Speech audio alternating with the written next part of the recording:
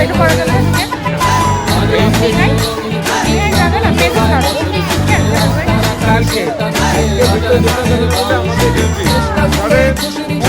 একটা কথাই সবার মনে